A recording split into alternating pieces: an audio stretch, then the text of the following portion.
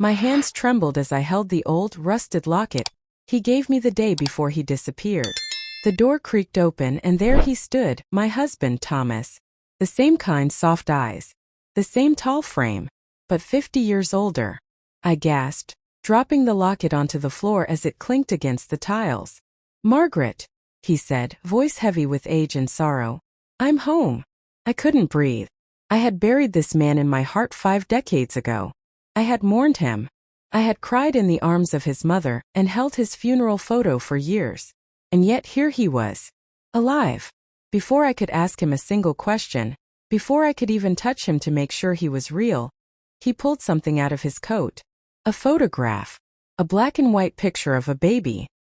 He looked me dead in the eyes and said, "Before I tell you where I've been, you need to know something. This child, this is my daughter. And she's not yours." I stood frozen. My heart pounded in my chest like a wild drum. My lips trembled as I tried to speak. But I couldn't. Everything inside me collapsed like broken glass. How? Why? What in the world happened all those years ago? Now let me take you back to where it all began. My name is Margaret Brown, and I was born in a small quiet town in Virginia, where everyone knew everyone, and secrets didn't stay hidden for long. I was a wild-hearted girl, full of dreams and laughter, always running barefoot through the meadows, chasing butterflies in summer winds. I met Thomas when I was just 18. He was 22, with deep brown eyes and the kind of smile that could stop time. He worked at the old railway station as a conductor, and every afternoon, I would walk down with a book and sit by the tracks, pretending to read, but really just waiting to catch a glimpse of him. It wasn't long before he noticed. One afternoon, he walked up to me, sweat glistening on his forehead, and said, "Are you ever gonna say hello, or should I just keep waving at a stranger forever?" We both laughed. From that moment, it was like the world tilted just slightly in our direction. We were young, foolish, and madly in love. Our love grew like wildflowers, fast and beautiful. Everyone in town adored us. We got married the following summer under the big oak tree near my parents' farm. Life was simple. Thomas had dreams of becoming a writer, and I supported him with everything I had. I worked part-time at the bakery, while he wrote poems and stories in the evenings. Then came the draft notice. Vietnam. My heart broke before he even left. He tried to be brave, holding my face in his hands, whispering promises of coming home. "I'll be back before you know it, Maggie. You won't even miss me." But I did. Every single day. We wrote letters. Long, sweet letters. I still have them all tied in a ribbon in a wooden box beneath my bed. Then one day, the letters stopped. Days turned into weeks. Weeks into months. Then came the telegram. "We regret to inform you." That sentence changed everything. Thomas was declared missing in action. I screamed so hard that night I lost my voice for 3 days. My chest felt like it was caving in. I refused to believe it. Every morning, I stood by the window, waiting to see him walk up the road, dusty boots and all. He never did. Years passed. Pain became a shadow I learned to live with. I never remarried. I couldn't. No one could take his place. I kept my ring on. I lived a quiet life, gardening, volunteering at the library, making cookies for the neighborhood kids. People in town began calling me the sweet widow. I hated that word. I didn't feel like a widow. I felt like half a person. Then something strange happened. One winter evening, about 10 years after Thomas disappeared, I got a letter. No return address. The handwriting looked like his. My hand shook as I opened it, but the paper inside was blank. Just blank. I thought it was a cruel prank. I burned it in the fireplace. But that was only the beginning. Over the next few years, more strange things happened. I'd find his favorite book moved from the shelf. Once I heard the record player turn on by itself, playing our wedding song. I thought I was losing my mind. Then about 20 years later, a man showed up at my door. He said he was an old friend of Thomas's from the army. He handed me a sealed envelope, said it was from Thomas, and disappeared down the road before I could even offer him tea. I tore it open. Inside was a note. "Forgive me, Margaret. I had to do what I did. One day, I'll explain everything." No signature. No address. Nothing. I cried for days. I wanted to burn the letter, but something told me to keep it. So I placed it with the others in that same wooden box. Now, 50 years later, here he was, standing in my kitchen, wrinkled, gray, alive. He held up that picture of the baby again. "This is Emma," he said. "She's my daughter. I raised her." I took the photo from his hand. The baby had my husband's smile. My knees nearly gave out. "But Thomas," I whispered. "What do you mean she's not mine?" He sat down at the kitchen table, shoulders sagging. "There's so much you don't know. So much I couldn't tell you. I had to disappear. I had no choice." I backed away slowly. My mind spun. I needed answers. Now. But before I could ask the question burning in my soul, there was a knock at the door. Loud. Urgent. Thomas's face turned pale. "Don't open that," he said, voice shaking. But I was already walking to the door. I opened it. And standing there was a woman. With a gun. The woman at the door didn't say a word. Her eyes were wild, filled with something I couldn't name. Rage, fear, desperation? She stood there, soaked from the rain that had just started, water dripping from her long dark hair. The gun in her hand trembled just a little, but not enough to give me comfort. Thomas shot up from his seat, knocking over the wooden kitchen chair with a loud crash. "Emma, no!" he shouted. My heart stopped. "Emma? The baby in the photo? His daughter. Get away from her!" she screamed, pointing the gun at me. Everything inside me froze. I couldn't move. I couldn't breathe. Thomas stepped between us, his hands raised. "Emma, please. Put the gun down. This isn't how. She's the reason Mom died." Emma's voice cracked with fury. "You lied to me my whole life, Dad. And now you bring me here like I'm supposed to forgive her." My mouth opened but no sound came out. "Mom died? Forgive me? What had I done?" Thomas's voice turned soft and pleading. "Emma, you don't understand. Margaret didn't even know. She never knew about any of it." Emma's hand shook harder, and for a split second the gun dipped lower. I took a small step back and reached out to the wall behind me, gripping the corner of the bookshelf to steady myself. "Then tell her," she screamed. "Tell her everything, or I swear to God." Thomas looked at me. His face was a mix of sadness and fear. And finally he spoke. "It all started the day before I left for Vietnam," he said quietly. "I received a letter from the army. Not the draft. Something classified. A mission so secret, I couldn't even tell you, Maggie." He glanced at Emma, then back at me. "They gave me a choice. Go to Vietnam like everyone thought, or disappear. Fake my death. Join a deep undercover program." I blinked. "Fake your what?" "I wasn't missing," he said, his voice trembling. "I was taken, recruited, trained. I became someone else for the next 20 years. No letters. No contact. No chance to say goodbye." I shook my head slowly. "Why? Why would you agree to that?" He sighed. "They promised it would be for 6 months. Maybe a year. But it stretched. And by the time I tried to leave, they wouldn't let me. Said I knew too much. I couldn't come back. Not without putting you in danger." Tears were falling down my cheeks now. Silent. Cold. I whispered. "So you chose them over me?" His face collapsed. "I thought I was protecting you." Emma scoffed from the doorway. "Protecting her?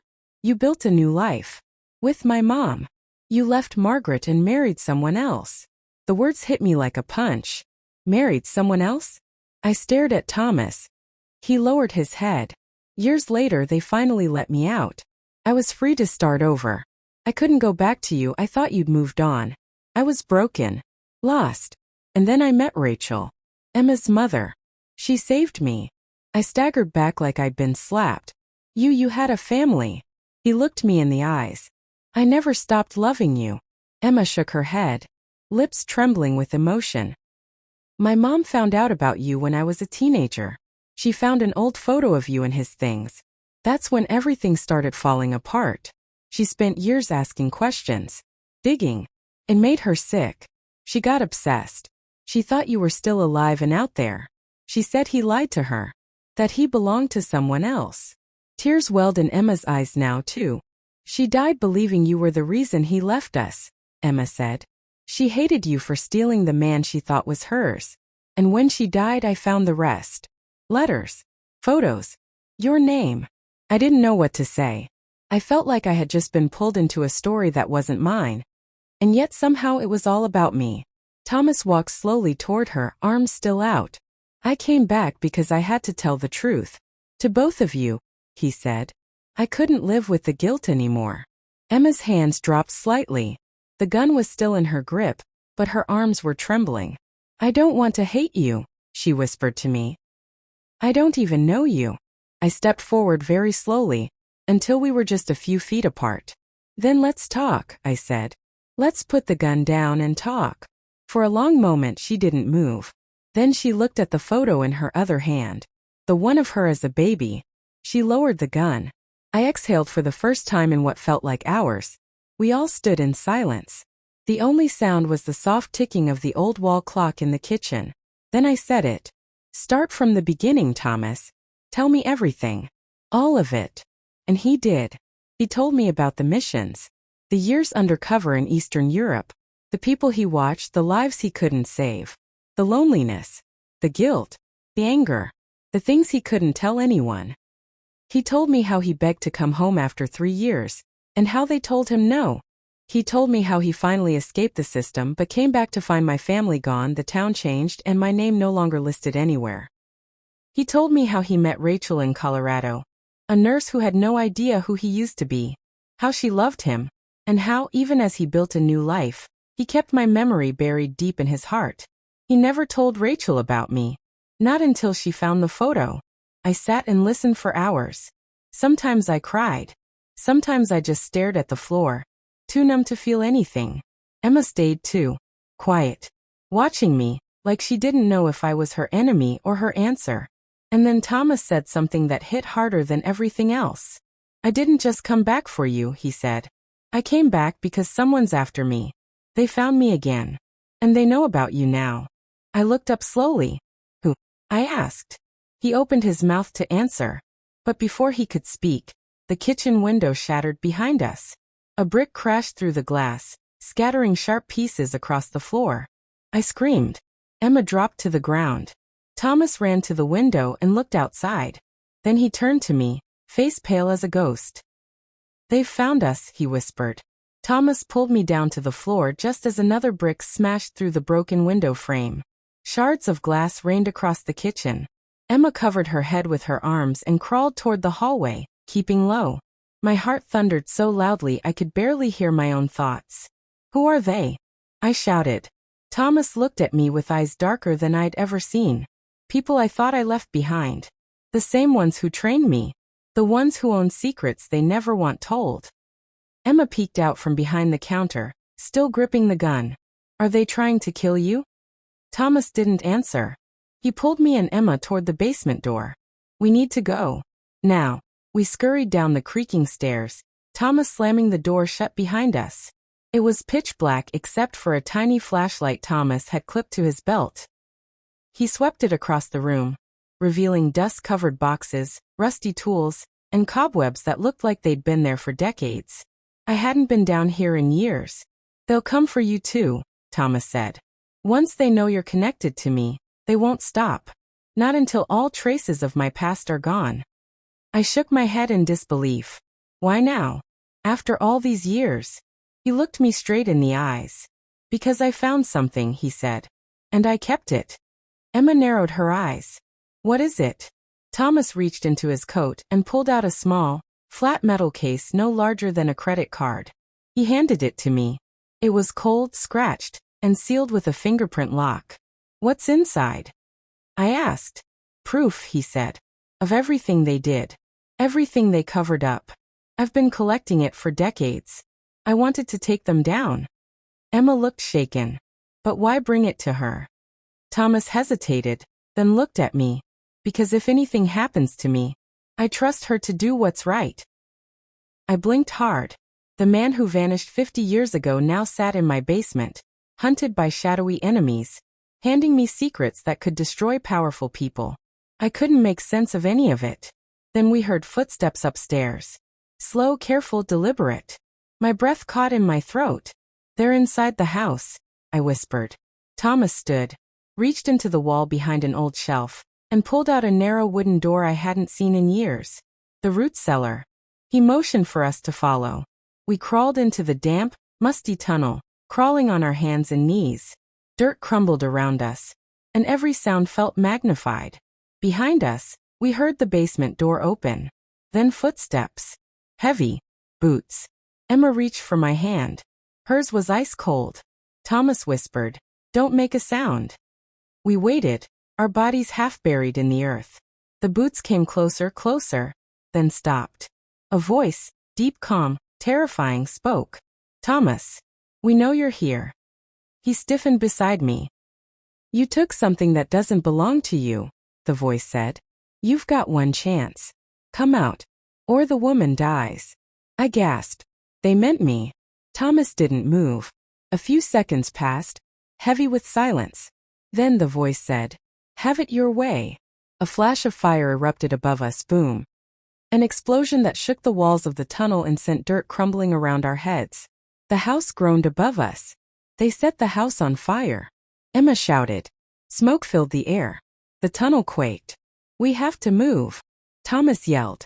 We crawled faster through the dark, choking on ash and panic. At the end of the tunnel, a rusted metal hatch led out to the woods behind the house. Thomas pushed it open and helped us out, one by one, into the rain and smoke-filled night. The house burned behind us, flames licking the sky. My home. My memories. Everything I owned. Gone. We ran into the woods, the mud squelching beneath our feet. I didn't look back. Not once. We hid in an abandoned cabin about 6 miles from my house. One of my uncle's old hunting spots, forgotten and falling apart. But it had a roof and a fireplace and a little cot. It would do for the night. Emma sat by the broken window, staring out into the dark trees. Her face was pale and hollow. "I didn't sign up for this," she said quietly. "I just wanted to know the truth." Thomas placed a hand on her shoulder. "I'm sorry. You deserved a better life." She shrugged off his hand. I sat by the fire, wrapped in a blanket I found in the corner. My body was warm, but my mind was ice cold. "How long do we have?" I asked. Thomas glanced at the metal case in my hand. "They won't stop," he said. "Not until they find that drive. It has names, dates, operations. Things that can put powerful people in prison. They've been chasing me ever since I went dark. I've been running for years." Emma stood. "Then give it to them. Let them have it, and maybe they'll leave us alone." Thomas shook his head. "Once they know we've seen it, we're targets forever." I looked at the case again. "What's the plan?" I asked. Thomas knelt beside me. "I've contacted someone. A journalist. Someone I trust. If we can get this to her, she'll expose everything. She has the platform. The reach. But it won't be easy." Emma crossed her arms. "What if she's part of it? What if this is all a trap?" "It's not," Thomas said. "She's clean." Emma looked at me. "So we're just supposed to run? Like criminals?" I looked around at the cold, damp cabin. I looked at my burned home, still glowing through the trees. "We're not running," I said. I stood, holding the case tight. "We're going to fight." Emma looked at me differently then. Like she finally saw me not as the ghost of her father's past, but as someone strong, real. But just as that moment settled between us, a red dot appeared on the wall behind Emma. I froze. "Get down!" Thomas shouted. A shot rang out. The window shattered. Emma screamed, and blood splattered across the wooden floor. I screamed as Emma collapsed beside me, her body twisting to the floor. Thomas lunged across the room and dragged her behind the fireplace wall. Just as another bullet tore through the window, exploding a wooden beam near the ceiling. "Emma!" I cried, falling to my knees beside her. She clutched her shoulder, blood seeping between her fingers, but she was conscious, eyes wide with pain and shock. "I'm hit," she gasped. "Oh God, it burns." "Keep pressure on it," Thomas ordered, ripping off his jacket and pressing it over the wound. "It didn't hit anything vital. You're okay. You're okay." But she wasn't. None of us were. I ducked behind the hearth and pulled her close, holding her head in my lap. Her breath came fast and shallow, and her lips trembled from the pain. Who are these people?" she whispered. Why do they want this so bad? Thomas peeked out the window, careful to stay low. The red dot had vanished, but we all knew they weren't gone. They were circling us like wolves in the dark. I stole the drive from a private contractor, he said. Not government. Worse. They do work for governments. Off the books. Black ops. No names. No fingerprints. They kill problems before anyone knows there was a problem. And now we're the problem, I said. He nodded grimly. We need to get out of here, I whispered. We'll be sitting ducks by morning. I know, he said. But she can't move like this. We need a distraction. Something to draw them away. Emma groaned. Just leave me go. Don't you dare, I said sharply, brushing her hair back. You're not dying today, sweetheart. Not on my watch. Thomas looked at me, and for a moment I saw the man I fell in love with, brave, sharp, always thinking 2 steps ahead. He reached into his pocket and pulled out a small object. A signal flare. I can use this, he said. Draw them out through the woods. Buy you time. You get Emma to the road. There's a ranger station about a mile west. We passed the sign coming in. I'm not letting you go alone, I said. He gave me a tired smile. You've always been stubborn, Maggie. Then he turned serious. Take the drive. If I don't make it, get it to the journalist. Her name is Julia Carter. Lives in Washington, D.C. She knows what to do. He slipped the metal case into my hand. It felt like it weighed 1,000 pounds. I looked at him. My heart cracked in two. What if they kill you? I asked. He touched my cheek gently. Then at least I'll die doing something right. And with that he was gone. Out the back door into the trees. A few seconds later, a bright red glow shot into the sky. The flare. And then shouts. Flashlights. Gunfire. They were chasing him. I grabbed a blanket off the cot, wrapped it around Emma and helped her up. Come on, sweetheart, I said. Let's get you out of here. The forest was wet and cold, branches clawing at our arms as we made our way through. I supported Emma's weight as best I could, whispering encouragement into her ear every few steps. You're doing great, I said. Almost there. Hurts, she mumbled. My arm, it's on fire. We'll get you help soon. Just stay with me. I didn't know where I found the strength. Maybe it was the mother in me that never got to be a mother. Maybe it was the memory of Thomas as a young man, how he would walk beside me through these same woods, holding my hand and telling me stories. We reached the road just before dawn, and there it was, the ranger station. Old, small, with a faded green roof and a rusted sign out front. But the lights were on. We stumbled inside. A man in uniform jumped from his chair. Good Lord, he said. What happened? She's been shot, I said quickly. We need help. And we need to make a phone call. A secure one. He didn't ask questions. Just sprang into action. He called for an ambulance. Then he brought a first aid kit, pressing gauze to Emma's wound and wrapping her arm tightly. She whimpered but didn't cry.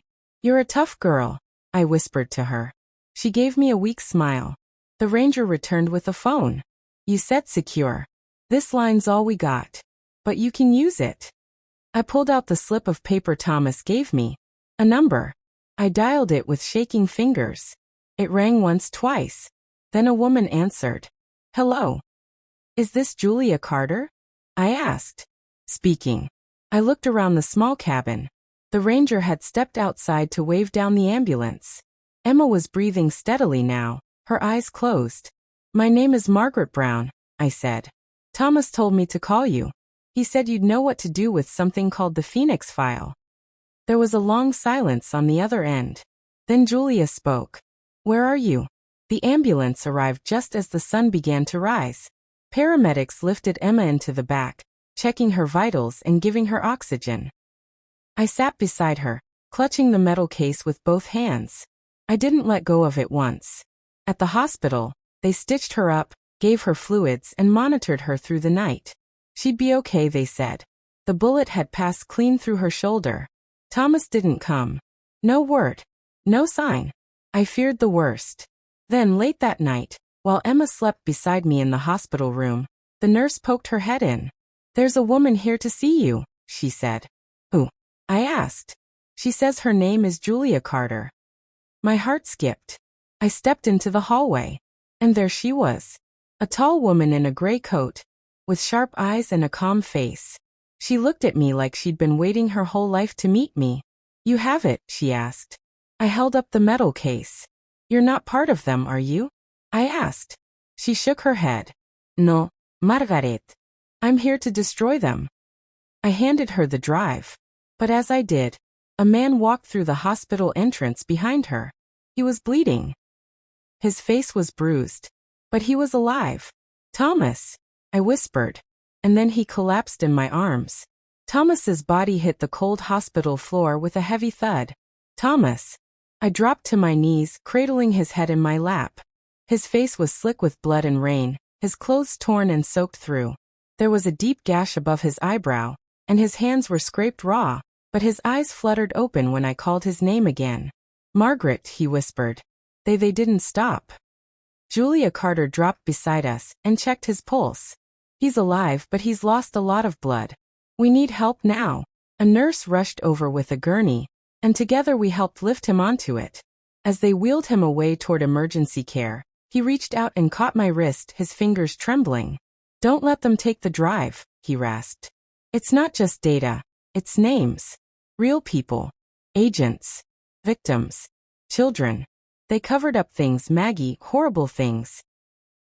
I gave it to Julia, I said, brushing the blood from his forehead. She's here. She's got it. You did it. His eyes closed, and he exhaled softly. I stood there for a long time, my hands still shaking, watching the doors swing closed behind him.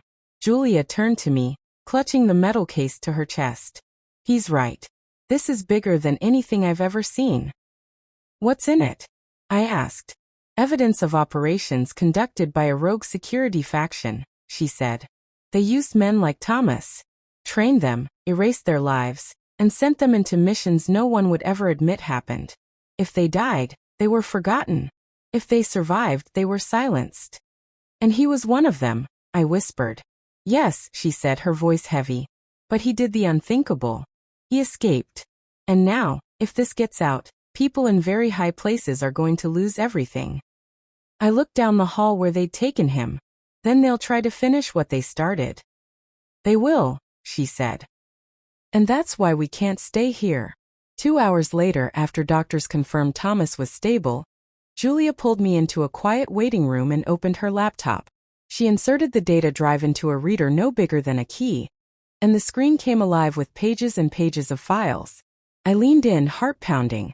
Some of the documents were redacted with black bars. Others showed full names, code names, and mission numbers. Photos, videos, surveillance reports. One caught my eye. A child no older than 10 standing in a war-torn village. The caption read, Collateral Damage Operation Raven Dust. Suppressed 1991. Oh my God, I whispered. Julia clicked through more.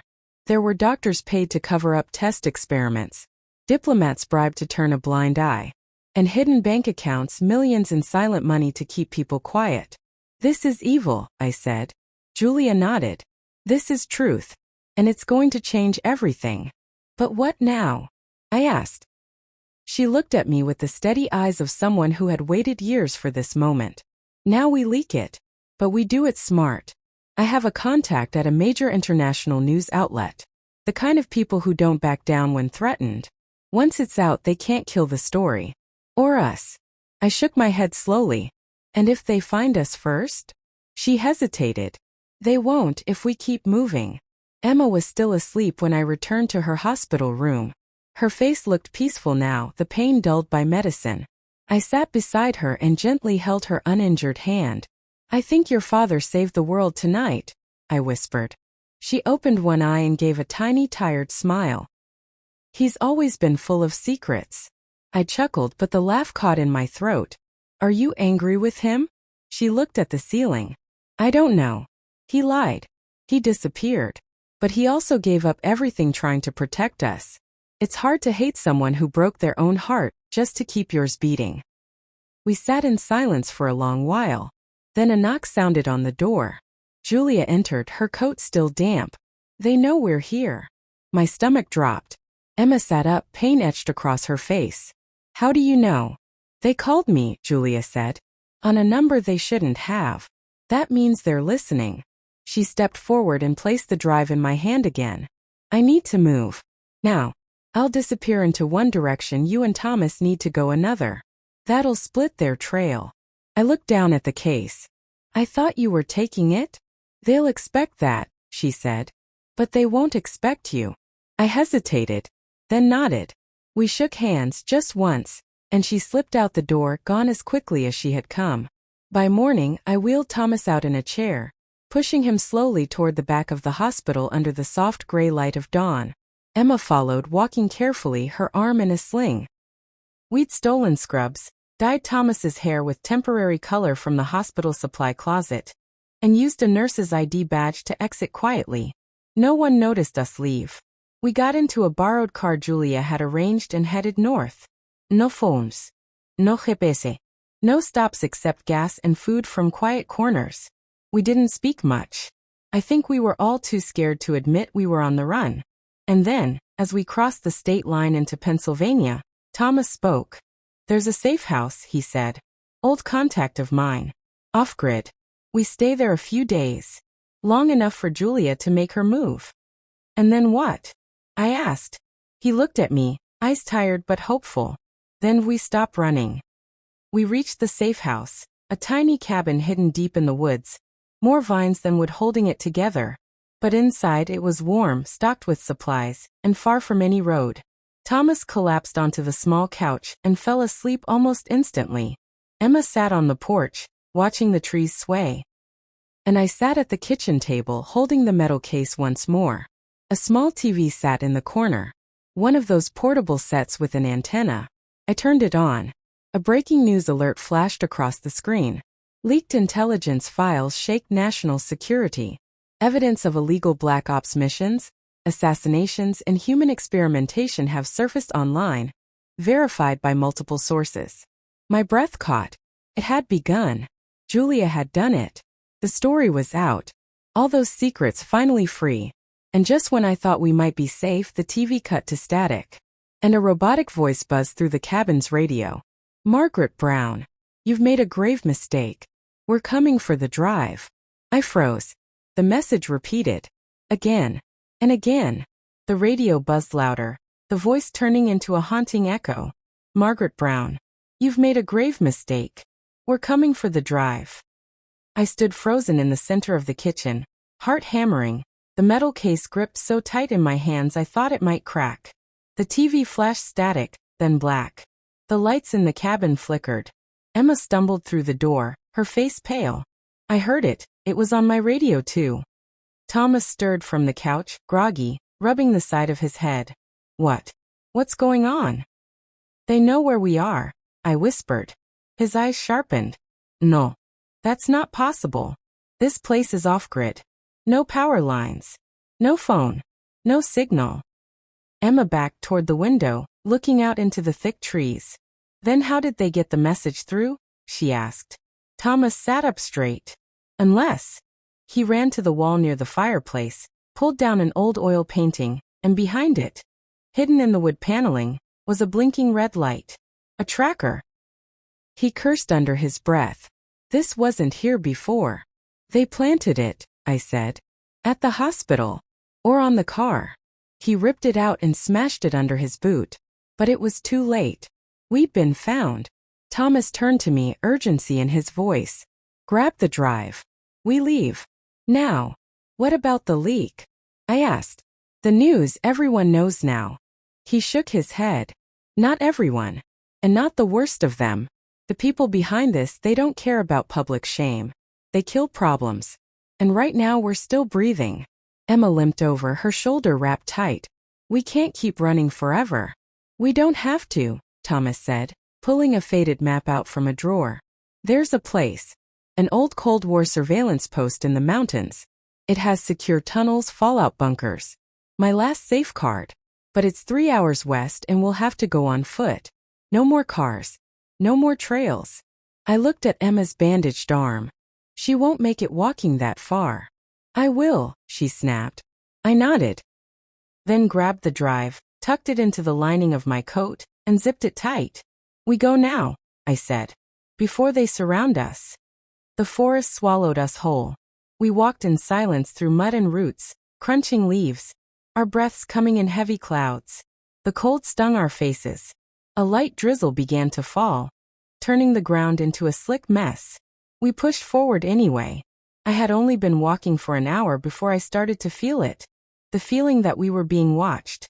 Every snapped twig, every shifting shadow. Emma kept glancing behind us. "I know it's stupid," she whispered to me, "but it feels like something's following us." "It's not stupid," I said quietly. "It's instinct." Thomas stopped up ahead. And then we heard it. A whistle. Low. High. Low. Then silence. He turned toward us, his face pale. "We need to run." "Run?" I asked. "But you said we can't let them see." "They've already seen us. That whistle, it's a mark they used during ops. Meant for tracking units. And it means they're close." We ran. I don't remember how long. Maybe 15 minutes. Maybe an hour. My lungs felt like fire. Emma tripped once, but I caught her. We reached a clearing, and just as we stepped into the open, a bullet struck a tree inches from my head. Bang! "Go!" Thomas shouted. We bolted through the clearing, dodging bullets. The air hissed and cracked around us. I didn't know where we were going. I just knew we had to get away. We ducked into a rocky ridge and scrambled up, using roots and jagged stones to pull ourselves along. But then Thomas cried out. He slipped. His foot slid between two rocks and he went down hard. I reached him first. His ankle was twisted at an impossible angle. "No, no, no, Thomas." I tried to lift him, but he grunted in pain and waved me off. "I can't move," he gasped. "Go. You have to go." "No." Emma cried, dropping beside him. "There's no time," he said, eyes filled with agony but clear. "They're on our tail. You have to finish this. Take the drive. Go to the post." Emma looked at me, then at him. "We can't leave you. You must." "No." "I'm not asking." We heard boots. Voices. Getting closer. Thomas pulled a small black device from his coat. It looked like a phone but older. "This will trigger a sonic beacon. Distract them. It'll sound like we split up in 3 directions. You go north. Cut through the creek bed." He reached into his pocket and pulled out something else. A wedding ring. My wedding ring. The one I lost decades ago. "I carried it all this time," he whispered, "because I still loved you. Even when I was forced to stop being your husband." Tears fell freely from my eyes. "I still love you," I said, squeezing his hand. He nodded. "Then live for both of us." He kissed my hand, then pushed the beacon into the mud and activated it. We ran. I didn't look back. We followed the creek for miles, hidden beneath the noise of water and wind. By the time we reached the edge of the surveillance post, the sun was setting, casting orange light over the hills. It was real, just like he said. A concrete bunker embedded in the cliffside, with rusted steel doors and moss-covered antennas poking through the soil. Emma and I stumbled inside, breathless. And inside, we weren't alone.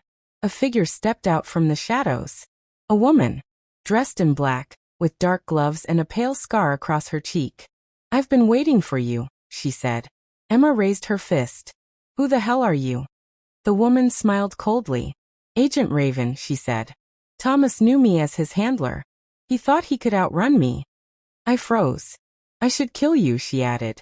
"But I want the drive." I reached into my coat, slowly, and pulled out the metal case. Her eyes lit up. "Slide it to me," she said. "Nice and easy." I hesitated. But Emma didn't. In one swift motion, she lunged forward and punched Agent Raven across the jaw. The woman stumbled back. And I saw my opening. I grabbed a loose steel pipe from the floor and swung it hard. Crack! She collapsed.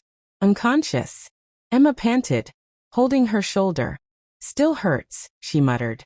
"But worth it." I knelt, checking the agent's pulse. Alive but down. And then I looked around the room. And realized.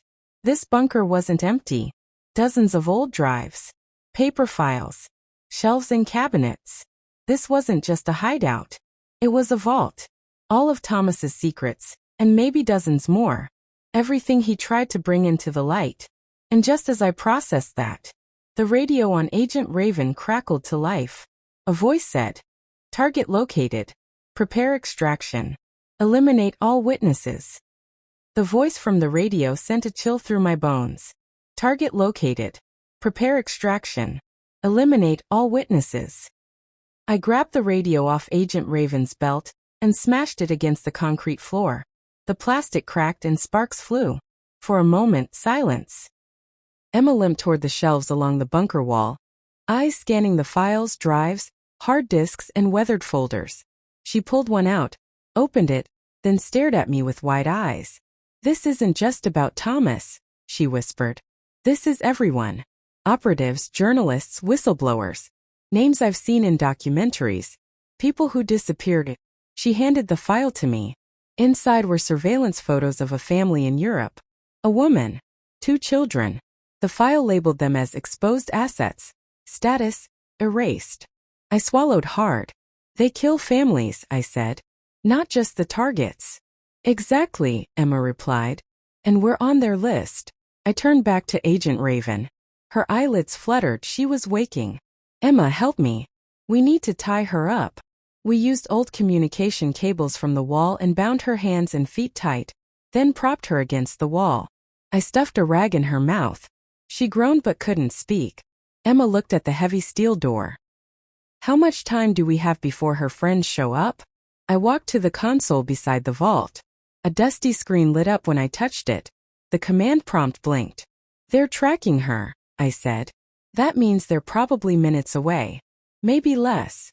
I looked at the metal case we'd carried this far. The Phoenix drive. And then at the vault full of data. "We can't take it all," Emma said. "No," I said. "But maybe we don't have to." I typed into the console. "Select all transfer." The screen blinked. "Insert external storage device." I plugged in the Phoenix drive. The bar began to load. 1%, 3%, 7%. It was slow. Too slow. I heard something then. A faint sound. Like a whisper of air. The kind of sound you only hear in the woods when something is creeping up on you. Helicopter rotors. Emma heard it too. She looked up at the cracked concrete ceiling. "They're coming in fast." 28%. 33%. I grabbed 2 of the folders and shoved them into my coat. Emma did the same with a couple of hard drives. "If we can't take it," I said, "we destroy what we can't carry." She nodded. "You have matches?" "No. But I have gasoline." We found a rusted jerrycan in the corner. I cracked it open and poured the gas over the cabinets, letting it soak the folders, papers, and boxes of evidence. Emma looked me in the eyes. "Are we really doing this?" "We are." I struck a spark with the end of a knife and flung it into the pile. Whoosh! The fire caught fast, rising in seconds. The vault became an inferno of flames and secrets. 62%. 68%. "We can't wait for the rest." Emma yelled over the roar. "We have to go." I snatched the Phoenix drive from the console. The transfer stopped at 71%. "Good enough," I said. We turned to run. But the steel door slammed shut. Boom! Locked. We were trapped inside with a bound enemy and a vault full of fire. Emma banged on the door. "No. No. No." I looked at the keypad beside it. 4 digits. Manual override. And Thomas's voice rang in my head. "My wedding anniversary. You never forget that, Maggie." I closed my eyes. July 19th. 0719. I typed it in. Beep. Beep. Beep. Beep. Click. The door unlocked. We shoved it open and ran into the cold night air, coughing and gasping. Smoke followed us, curling up toward the stars. Then we heard it. Boots. Dozens. Flashlights cutting through the trees. They were coming down the ridge. Emma grabbed my hand. "Run." We bolted into the darkness, crashing through branches. Hearts thundering, lungs burning. Behind us, shouts echoed. "Split up," someone yelled. "They have the drive." I heard gunshots. Emma stumbled but kept moving. I yanked her forward, unwilling to let her fall behind. But then I tripped. Hard. My head slammed against the earth. Blackness. When I opened my eyes, I was in the back of a moving vehicle. The seat beneath me vibrated from the road. Trees flew by through the window. Rain lashed the glass. Emma sat beside me, breathing hard, face pale and bruised. Well, what happened? I croaked. You passed out, she said. I dragged you into the woods. Hid for hours. You shouldn't have stayed, I whispered. She smiled faintly. I'm stubborn. Like someone I know. I looked around. Where are we now? She turned to the front. Thomas was driving. Alive. Bandaged. Bruised. But alive. Found you both just in time, he said. Used one of their own trucks. Had to change the plates, disable the tracker, hotwire the engine. I blinked. How are you even conscious? He smiled. Adrenaline. Regret. And a bit of revenge. I laughed weakly. You always did know how to make an exit. He glanced at me through the rearview mirror. Where's the drive? I pulled it from my coat. 71%, I said. The rest we burned. Good enough, he said. We go north. To the border. Canada. I frowned. What about Julia? I got a message to her. She's alive. She's already releasing another wave of documents. She'll cover our tracks. I looked out the window. The fire. The bunker. The woman who wanted us dead. We were leaving it all behind. And just when I thought we might have a chance at peace, the truck lurched. The tires blew out. Bang! Bang! We spun off the road. Smashed into a ditch. And I heard them again. Footsteps. Gun clicks. And a voice calm, cruel, confident. You should have stayed dead, Thomas. The voice was ice. Smooth, steady, and terrifying. The truck was sideways in the ditch, smoke curling from the front hood. The passenger door was bent open and cold rain poured in. I could feel the weight of the Phoenix drive pressed against my chest, tucked beneath my coat. Thomas groaned as he tried to open his door. Get out, he whispered. Both of you. Run. But I didn't move. Neither did Emma. We heard the footsteps approach, slow and steady, boots crunching gravel. Someone was walking right up to us with no fear. Whoever it was, they knew they had us cornered. Thomas kicked his door open with a grunt of pain, then climbed out, fists clenched. And that's when I saw him. A tall man, built like a tree trunk, wearing a dark coat that billowed in the wind. His hair was silver, his face covered in thin scars. But his eyes, they were what stopped me. Empty. Cold. Like glass marbles. Long-time old friend, the man said to Thomas. Thomas's voice was flat. I should have known you were still alive. You should have stayed buried, the man replied. But you always were the stubborn one. Emma and I slipped out the back of the truck as quietly as we could, hiding low behind the wreck. Rain soaked us instantly, but I didn't care. All that mattered was the drive in my coat, and the man standing 10 feet from the man I loved. I turned to Emma. Who is that? She whispered. That's Lyle Cartwright, one of the first Phoenix agents. Thomas told me once. He was the best of them, until he vanished. Rumor was he went rogue and started working for the people Phoenix was supposed to be protecting us from. The enemy inside the system. Now he was here, and he wanted the drive. Thomas squared his shoulders. You're not getting it, Lyle. Lyle smiled slowly. You think this is about the drive? He asked. You always were small-minded, Thomas. This is about erasing the last piece of Phoenix that matters. You. Then came the sound that made my stomach twist. Gun clicks. From the trees, shadows moved. 8 armed men, rifles raised, all dressed in black tactical gear. They surrounded us like wolves circling prey. Emma tensed beside me. I whispered. We're not going to outrun them this time, she said. Maybe we don't have to. She reached into her jacket and pulled out something small and metal. A flare gun. I took it from the bunker, she said. One shot. But it might be enough to distract them. I stared at the weapon, then at the dark sky above us. Clouds. Trees. Then, not much cover. Not much hope. But hope is all we had. Wait for my signal, I said. Then I stood up. Right in front of Lyle Cartwright and his death squad. He raised a brow. Margaret Brown, he said with a smirk. You look surprisingly alive. Disappointed. I asked. Hardly, he replied. You're more valuable than the drive, actually. You are the last witness.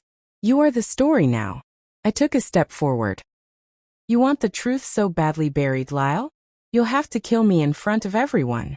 And hope no one ever finds my body. Oh, I intend to, he said. He raised his hand. The command to fire. Now, I screamed. Emma fired the flare gun high into the sky. Phum. The blinding red light lit up the entire forest. The men staggered back, covering their eyes. And I ran. Emma was right behind me.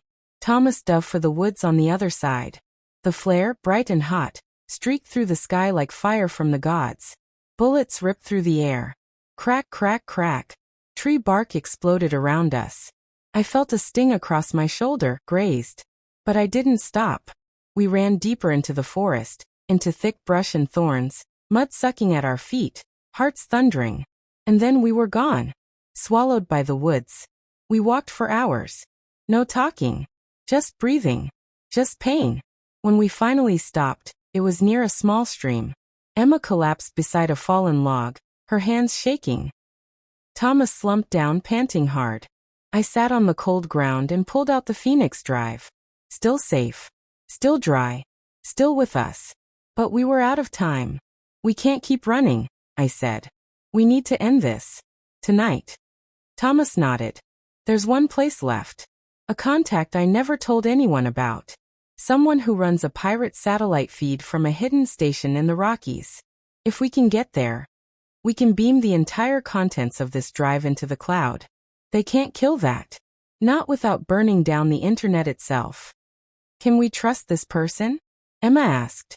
No, Thomas said. But we don't have a choice. I stared up at the stars through the treetops. I don't want revenge, I whispered. I just want the truth to matter again. Thomas placed a hand on my shoulder.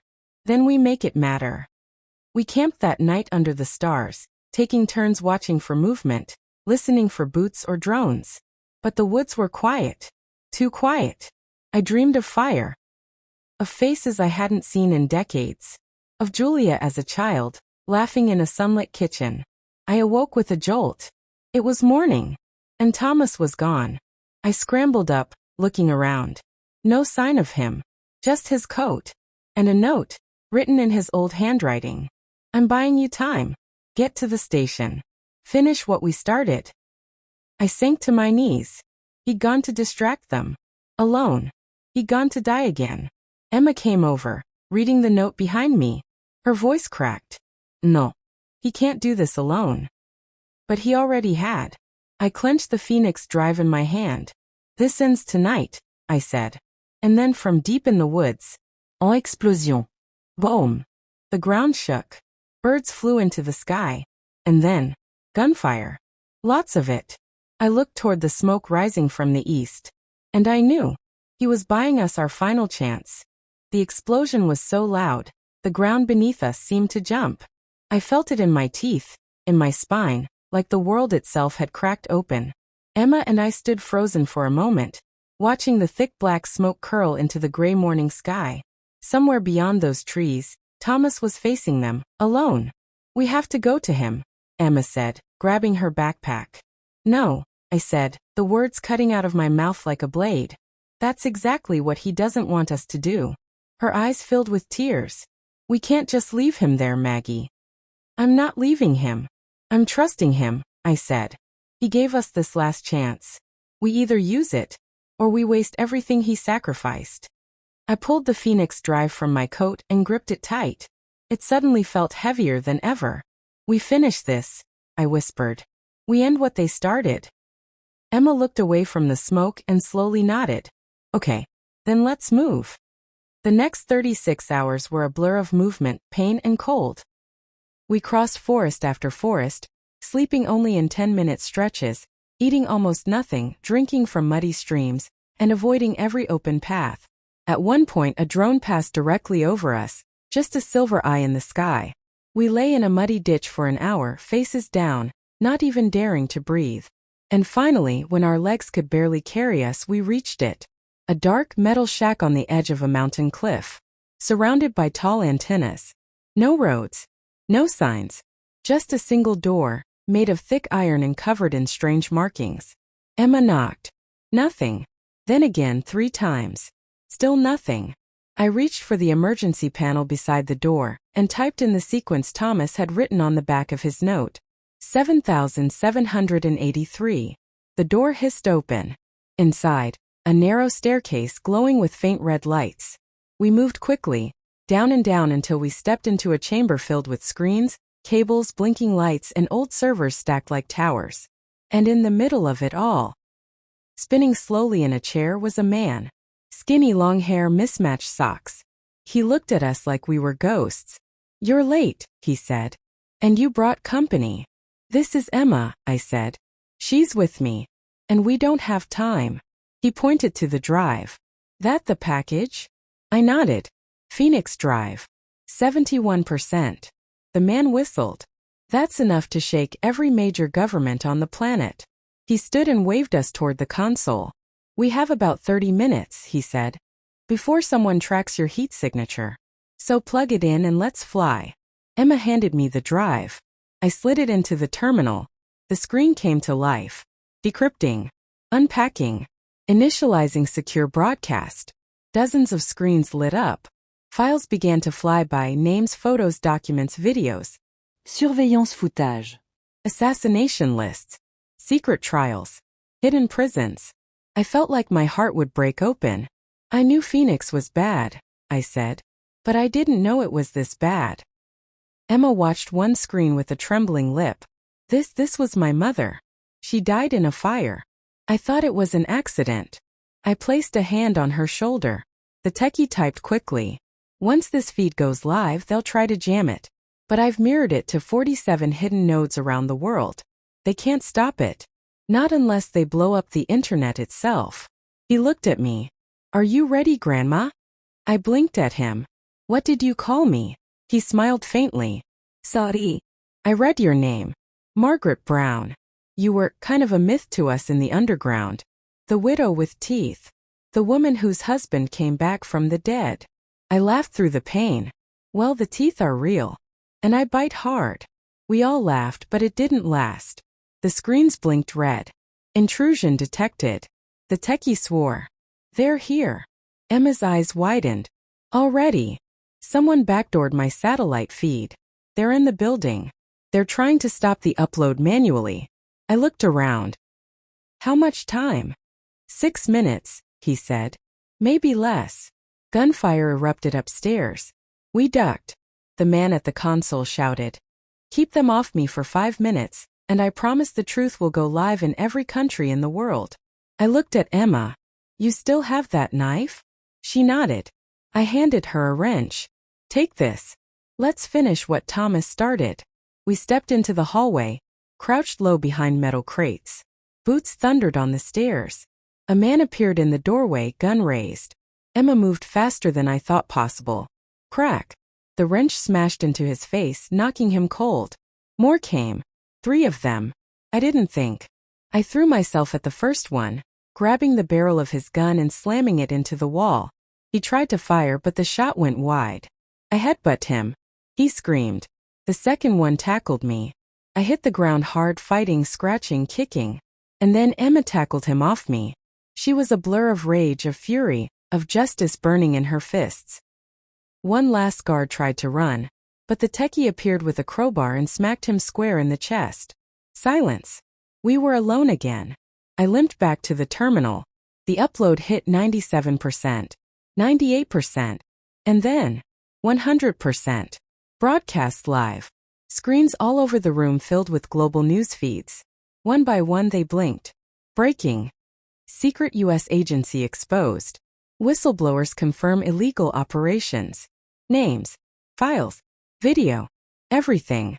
I stared at the drive, still humming in the terminal. "We did it," Emma whispered. I turned to her. But before I could answer, the screen went black. An alert flashed. Self-destruct sequence initiated. "What did you do?" I asked the techie. He was frozen. "I didn't, that wasn't me." Emma gasped. "It's the drive. It has a failsafe. After upload, it wipes itself. Leaves no trace." "Good," I said. "Let it burn." But that's when something else happened. A second alert appeared. Unknown signal. Receiving. Live feed incoming. The screen blinked to life. And there he was. Thomas. Bloody. Bruised. Burned. But alive. He looked straight into the camera. Maggie, he said, coughing blood. You did it. The world knows. But they're not done. His eyes flicked to the side. There's one last secret. One they buried even deeper than Phoenix. He leaned in. Phoenix wasn't the worst part. There was something beneath it. A level even I wasn't cleared to see. I just found it. And I'm sending it to you now. The screen glitched. Files began to stream in. Emma gasped. There's more. Yes, I whispered. And it's worse than we thought. Then the feed cut to black. And we heard it. Boom. Another explosion. The screen shattered. And we didn't know if Thomas was alive. Or gone forever. The explosion echoed through the speakers like thunder cracking a mountain in two. The screen had gone black. Thomas's voice vanished into static. I stood there, staring, unwilling to believe it. My legs trembled, my hands still gripped the edge of the console. Emma stood beside me, frozen. He was sending something, she whispered. The terminal sparked. The wires hissed. Smoke curled from the ports. Did it come through? I asked the techie. He leaned over the console, typing fast. The files were mid-transfer when the feed cut off. I might be able to salvage some of it from the buffer memory. He paused. His eyes scanned the lines of code flashing across the cracked screen. I've got something, he said. One file. Just one. What is it? He opened it. A video file. No title. No timestamp. Just a grainy shot of a room, dark and windowless, with a metal table and two figures. A man in a Phoenix uniform. And a child. The man placed a vial on the table. The child looked no older than 10. The man said, "It's time. You're one of them now." The child's face turned toward the camera. My heart stopped. I knew that face. So did Emma. Is that? She gasped. It was my daughter, Julia. As a child. The voice of the man continued. With this injection, she'll be the first of the next generation. No one will know. Not even her mother. I collapsed into the chair. I couldn't breathe. My baby. My little girl. Phoenix had used her. From the beginning. And I'd never known. Thomas had hinted at it, how they kept things from even him. But this was more than secrets. It was betrayal of the worst kind. Emma stared at the screen. What does this mean? I wiped my eyes. It means my daughter didn't die in an accident. It means she was engineered. She was part of their experiment. And when they were done with her, I couldn't say it. I couldn't even think it. The file ended. The techie sat back. That's all there is. The rest was destroyed in the blast. Emma turned to me, her voice small. So what now? I stood slowly. The room around us buzzed with machines still uploading the truth to the world. The Phoenix drive had wiped itself clean. Thomas was gone. And Julia. She had been the key to all of it. I finished the story, I said. I find who did this. I find out what Phoenix really was beneath all the lies. And I make sure no one ever builds it again. But it's already out there, Emma said. They had children. Experiments. There might be more. I looked at her. Then we find them. And we help them. She nodded. Together, we walked out of the bunker. The world outside was brighter than I remembered. The air smelled like rain and fire. In the distance, helicopters circled. Sirens echoed in the valley. News anchors around the world were reading names, showing faces, exposing crimes that had been buried for 50 years. Thomas had died for this. My daughter had been lost because of this. But now the world knew. And I wasn't done. As we climbed the ridge, I pulled the last thing from my pocket, Thomas's ring. It was burned, scratched, but whole. I slipped it onto my finger. See you soon, love, I whispered. Then I looked at Emma. Let's go start a new chapter. The truth was out. But the war for justice had just begun. Subscribe to my channel for more stories that uncover the truth, no matter how long it stays buried.